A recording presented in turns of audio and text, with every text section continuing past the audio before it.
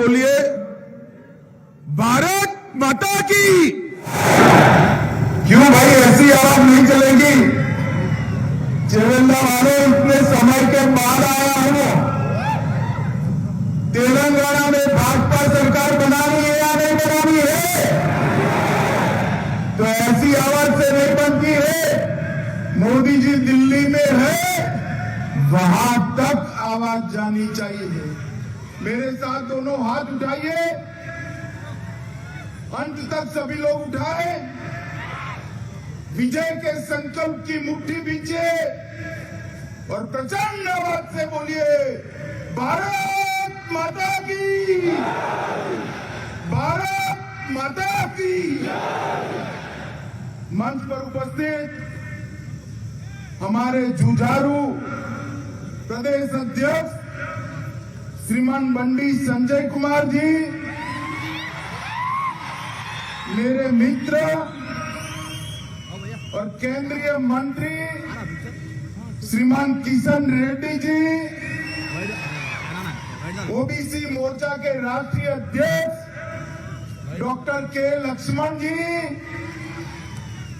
Bharatiya Janata party के वरिष्ठ नेता और ज्वाइनिंग कमेटी के अध्यक्ष श्री इटेला राजेंद्र जी,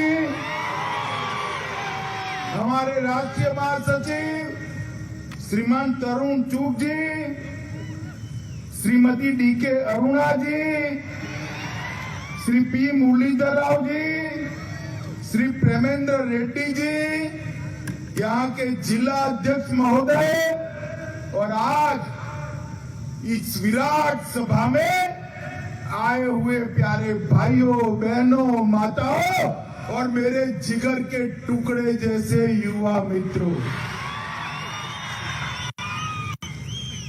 तेरे इस छोटे से ढक्कन से मेरे पूरे कपड़े महक जाते हैं। तेरी झाग से मेरे पूरे कपड़े साफ हो जाते हैं। Oswal detergent liquid. श्रीमान विश्वेश्वर रेड्डी जी खड़े हो जाइए, आप जरा ताली बजाओ विश्वेश्वर जी से के लिए। और आज आए हुए प्यारे भाइयों और बहनों, आप सभी को मैं प्रणाम करता हूं। आज सबसे पहले जगत ज्योति बसवन्ना को उनके चरणों में शीश झुकाकर प्रणाम कर कर मेरी बात की शुरुआत करना चाहता हूं। मित्रों, आज तेलंगाना की इस पवित्र भूमि में चिलकुर बालाजी, श्री वेंकटेश्वर स्वामी, श्री लक्ष्मी नरसिम्हा स्वामी, श्री महेश्वर महादेव को प्रणाम कर कर मेरी बात की शुरुआत करना चाहता हूं। इसी धरती से आंध्र प्रदेश के पहले उप मुख्यमंत्री, स्वतंत्रता सेनानी और जागीरदारों के खिलाफ किसानों के विद्रोह की लड़ाई लड़ने वाले कोंडा वेंकट रंगा रेड्डी जी को भी प्रणाम कर कर मेरी बात की शुरुआत करना चाहता हूं। मित्रों, आज ये विशाल रैली जो दिखाई पड़ती है वो इस बात का सबूत है कि आने वाले विधानसभा चुनाव में प्रचंड बहुमत के साथ भारतीय जनता पार्टी की सरकार बनने जा रही है। यहां पर 8-9 सालों से बीआरएस का जो भ्रष्टाचारी शासन चल रहा है उसकी उल्टी गिनती शुरू हो चुकी है। बीआरएस और केसीआर इनके विरोध में ये जन आक्रोश पूरी दुनिया देख रही है। मित्रों, तेलंगाना के ही पद्म भूषण बड़े गुलाम अली खान जी की भी आज पुण्यतिथि है। मैं इनको भी प्रणाम कर कर मेरी बात की शुरुआत करता हूं। मित्रों, अभी अभी हमारे बंडी संजय को केसीआर ने जेल में डाल दिया। उनको लगता है कि भाजपा कार्यकर्ता जेल में जाने से डरते हैं। केसीआर कान खोल कर सुन लो, यहां एक एक कार्यकर्ता आपके अत्याचार और जुर्म सहने से डरता नहीं है। हमारी लड़ाई तब तक समाप्त नहीं होगी जब तक आपको गद्दी से नीचे नहीं उतार देते। मुझे बताओ तेलंगाना वालों, बंडी संजय कुमार की अरेस्ट से आप सहमत है बोल क्या? जोर से बोलो, सहमत हो क्या? मैं आज पूछना चाहता हूं केसीआर को, क्या गुनाह था बंडी संजय कुमार का? एक ही गुनाह था कि उन्होंने पेपर लीकेज के खिलाफ कम से कम पानी में दे सफाई बेशुमार। इसमें है नेचुरल ऑयल, ये कपड़ों के संग हाथों का भी रखे ख्याल, तो आज ही करें इस्तेमाल। ओसवाल ओसवाल ओसवाल ओसवाल, हर रिश्ते का रखे ख्याल।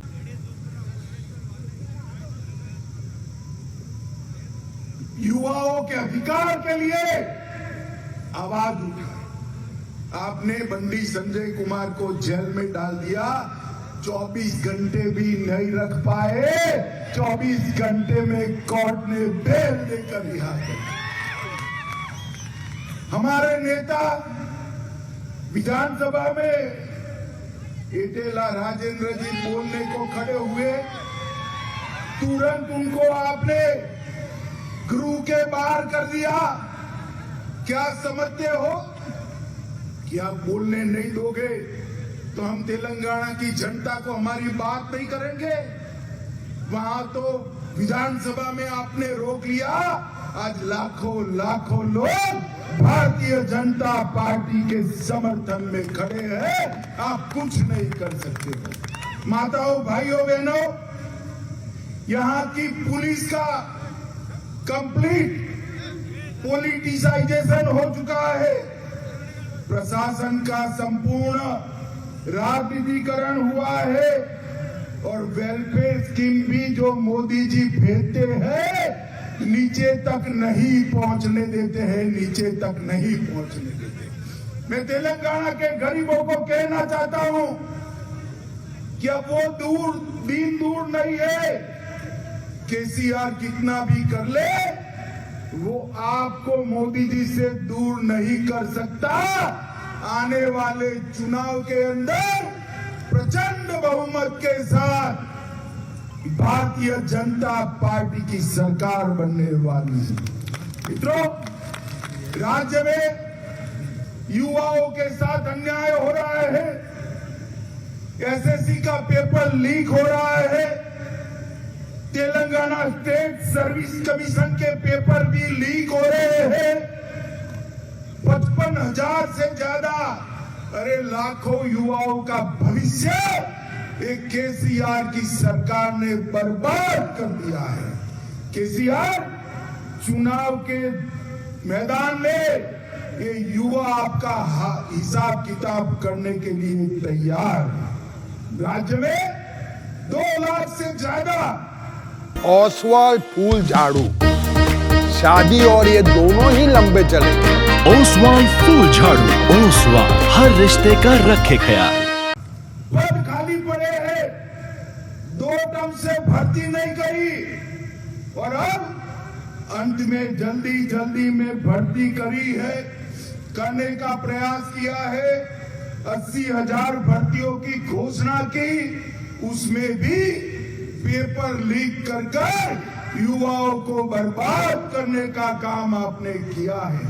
मुझे बताओ तेलंगाना के युवाओं, एक केसीआर को जिसने तेलंगाना के युवाओं का भविष्य बर्बाद किया, इसको एक क्षण भी सत्ता पर रहने का अधिकार है क्या? जोर से बोलो, है क्या? जो ठीक से एक भी परीक्षा नहीं कर सकता है, उसको सत्ता पर रहने का अधिकार नहीं। 9 साल में हजारों लाखों शिक्षकों की नियुक्ति नहीं की। टीएसपीएससी के घोटाले पर मुख्यमंत्री ने अब तक एक शब्द नहीं बोला है। केसीआर किसको बचाना चाहते हो आप में अगर हिम्मत है तो सिटिंग जज की जांच रखो, दूध का दूध पानी का पानी हो जाएगा। और अगर आप नहीं रखते हो तो ऐसे मत समझो कि बच जाओगे। भाजपा की सरकार बनने वाली है, भ्रष्टाचार करने वाले एक एक व्यक्ति को जेल की सलाखों के पीछे भारतीय जनता पार्टी डालेगी। आप इस तरह से बेरोजगार युवाओं पर लाठी चलाकर, हमारे नेताओं को जेल में डालकर जनता का मुंह चुप नहीं कर सकते हो।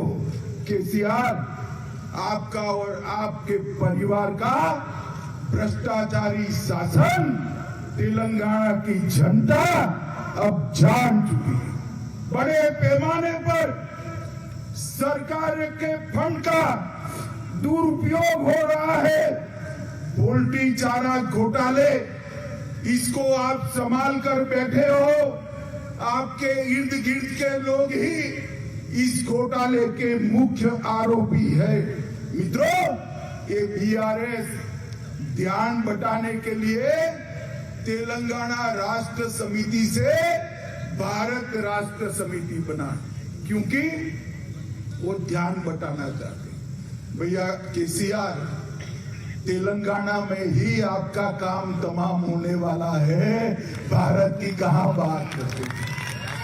इन्होंने प्रधानमंत्री बनने का स्वप्न देखा है, इधर उधर घूमते कि भाई प्रधानमंत्री का बात करेंगे तो मुख्यमंत्री तो बन ही जाओगे।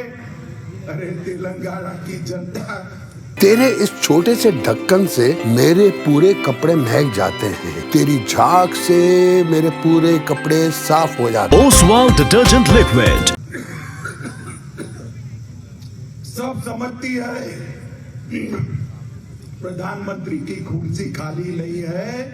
24 में फिर से पूर्ण बहुमत के साथ नरेंद्र मोदी प्रधानमंत्री बनने जा रहे हैं। केसीआर, नरेंद्र मोदी।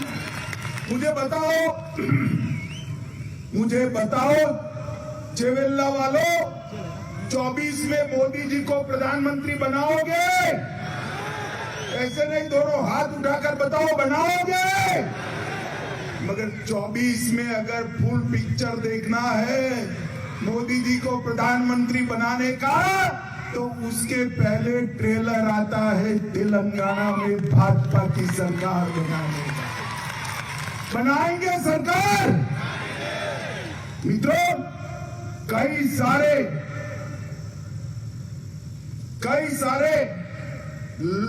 प्रोजेक्टों में भ्रष्टाचार की गंगा बहाई है। इन्होंने तेलंगाना को अपने परिवार के लिए एटीएम बनाकर रखा है। मगर अब तेलंगाना की जनता जागरूक हो गई और मैं तेलंगाना की जनता को कहने चाहता हूं, निर्लज्जता के साथ, कोई शर्म के बगैर ओवैसी के एजेंडे पर एक केसीआर चलते हैं। वो तेलंगाना का स्वतंत्रता दिन भी नहीं मनाते हैं। मुझे बताओ, सरदार पटेल ने तेलंगाना की रचना की, निजाम को भगाया। तेलंगाना स्वतंत्रता दिन मनाना चाहिए या नहीं मनाना चाहिए? जोर से बोलिए, मनाना चाहिए या नहीं मनाना चाहिए? मैं आपको वादा करते जाता हूं, मोदी जी के नेतृत्व में भारतीय जनता पार्टी की सरकार बनाइए। हैदराबाद में परेड ग्राउंड में पूरी दुनिया देखे ऐसा तेलंगाना स्वतंत्रता दिन हम मनाएंगे। हम नहीं डरते हैं मजलिस से। मजलिस आपके लिए मजबूरी है, भारतीय जनता पार्टी के लिए नहीं। तेलंगाना सरकार तेलंगाना के लोगों के लिए चलेगी, ओवैसी के लिए नहीं चलेगी। मित्रों, 2 बेडरूम हॉल किचन की स्कीम में भी माइनॉरिटी का रिजर्वेशन किया, संविधान विरोधी मुस्लिम रिजर्वेशन शिक्षा में किया और कई सारी बातें की। मैं यहाँ कहकर जाता हूँ, भारतीय जनता पार्टी की सरकार बनेगी तो एक गैर संवैधानिक मुस्लिम रिजर्वेशन को हम समाप्त कर देंगे। ये अधिकार तेलंगाना के एससी, एसटी और ओबीसी का है, वो अधिकार उनको मिलेगा और मुस्लिम रिजर्वेशन को हम समाप्त कर देंगे। मित्रों, बीआरएस का चुनाव चिन्ह क्या है भाई, बताओ तो जरा, क्या है? कार है, कार। ये कार का स्टीयरिंग किसके पास है? किसके पास है? किसके पास है? अब स्टीयरिंग मजलिस के पास है तो कार की दिशा अच्छी हो सकती है क्या? हो सकती है क्या? अरे कमल को वोट दीजिए भैया, कमल को वोट दीजिए। कमल पर बैठकर महालक्ष्मी, वैभव लक्ष्मी तेलंगाना में। ये कार का स्टीयरिंग, ये कार का स्टीयरिंग मजलिस के पास है, ओवैसी के पास है। वो तेलंगाना का भला नहीं कर सकते। ये नक्शा भी बनाते हैं भारत का, तो उस पर कश्मीर आधा तोड़ते हैं, आधा कश्मीर बताकर आपने भारत का अपमान किया है मजलिस को खुश करने के लिए। इसका तेलंगाना की जनता आपसे जवाब मांगेगी। मित्रों, मोदी जी ने तेलंगाना के लिए ढेर सारा काम किया है।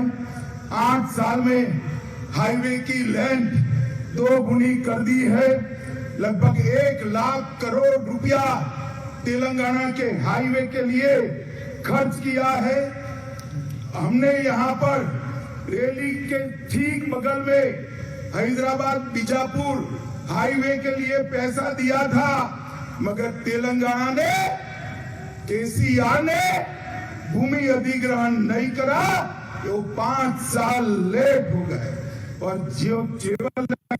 को जो फायदा मिलने वाला था वो नहीं मिला है।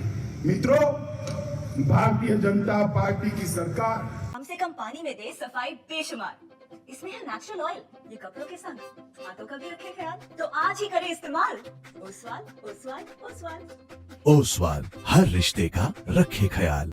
मैं कांग्रेस वालों से और केसीआर से पूछना चाहता हूं कि जब हमारी सरकार बनी, केंद्र में मोदी जी आए, उसके पहले के बजट में तेलंगाना को क्या मिलता था? Tax revolution, grant in aid और फाइनेंस कमीशन की ग्रांट तीनों मिलकर तेलंगाना को 30,000 करोड़ रुपया सिर्फ मिलता था। कितना मिलता था? सिर्फ 30,000 करोड़। और 22-23 में मोदी जी ने 30,000 करोड़ से बढ़ाकर 1,20,000 करोड़ रुपया तेलंगाना को दिया है। मगर पैसा आपके क्षेत्र में आता है क्या? आता है भाई? दिखाई पड़ता है? कहां जाता है? कहां जाता है? आप समझ रहे हो, ये भ्रष्टाचार की भेंट चल रही है। एक बार भारतीय जनता पार्टी की सरकार बना दो, मोदी जी 1 रुपया भेजेंगे, तेलंगाना सरकार 25 पैसा ऐड कर 1 रुपया 25 पैसा तेलंगाना की जनता के पास भेजेगी। तेलंगाना की जनता के पास 3 सालों में कैपिटल इन्वेस्टमेंट स्कीम के तहत, ग्रामीण इंफ्रास्ट्रक्चर के तहत नाबार्ड द्वारा 16,000 करोड़ रुपया दिया है। रेलवे के तहत 31,000 करोड़ रुपया नए प्रोजेक्ट के लिए हमने दिया है। रामगुंडम फर्टिलाइजर प्लांट 6200 करोड़ रुपए की लागत से हमने बनाया है। Hyderabad multi modal transport system का विस्तार शंकरपल्ली से आगे बढ़ते हुए विकासाबाद तक करने का काम एक भारतीय जनता पार्टी की सरकार करेगी। कोलारम, मेडचल और फलकनुमा उमदा नगर के बीच एमएमटीएस के दूसरे चरण का शुभारंभ हो चुका है। 13 नई एमएमटीएस सेवाओं का शुभारंभ हुआ है और अभी अभी मोदी जी ने जोर से तालियां बजाना कॉटन के किसानों के लिए तेलंगाना में मेगा टेक्सटाइल पार्क देने का काम हमारे नेता नरेंद्र मोदी जी ने किया है। माताओं, भाइयों, बहनों, मुझे आने में थोड़ी देर हुई, मैं फिर से आऊंगा, इनके वादों का हिसाब मांगूंगा। जितने भी वादे किए इन्होंने पूरे नहीं किए और सबसे बड़ी बात, एक कोई सरकार तेलंगाना में ऐसी नहीं चल सकती जिसका स्टीयरिंग ओवैसी के पास है, मजलिस के पास है। हम यहाँ पर एक ऐसी सरकार बनाएंगे जो देश के विकास को, तेलंगाना के विकास को, आपके विकास को समर्पित हो। और मित्रों, मैं एक बार फिर से कहना चाहता हूं केसीआर को कि आप हमारे कार्यकर्ता को जेल में डालोगे, पुलिस से लाठियां पिटवाओगे, मगर भारतीय जनता पार्टी का कार्यकर्ता डरने वाला नहीं है। केसीआर, हम तो पैदा ही विरोध पक्ष में हुए हैं, हम आपसे नहीं डरते हैं। ये जुर्म करना बंद करो, जितना समय बचा है उतना समय जनता का भला करो। ये पेपर लीक की जांच हाई कोर्ट के सिटिंग जज से कराइए और युवाओं के अधिकार को सुरक्षित करिए, वरना हम आने के बाद जब जांच कराएंगे, जिन्होंने भी युवाओं के भविष्य के साथ खिलवाड़ किया है, चुन चुन कर उनको जेल की सलाखों के पीछे डालने का काम ये भारतीय जनता पार्टी करेगी। मुझे बताओ चिवेल्ला वालों, भारतीय जनता पार्टी की सरकार बनानी है क्या? जोर से बोलो, बनानी है? पूर्ण बहुमत की भाजपा सरकार बनाओगे? मोदी जी को 24 में फिर से प्रधानमंत्री बनाओगे? कमल के निशान पर दोनों चुनाव में बटन दबाओगे? मोदी जी के नेतृत्व में तेलंगाना को सबसे विकसित राज्य बनाओगे? एक केसीआर और ओवैसी की सरकार को उखाड़ कर फेंक दोगे? पक्का फेंक दोगे?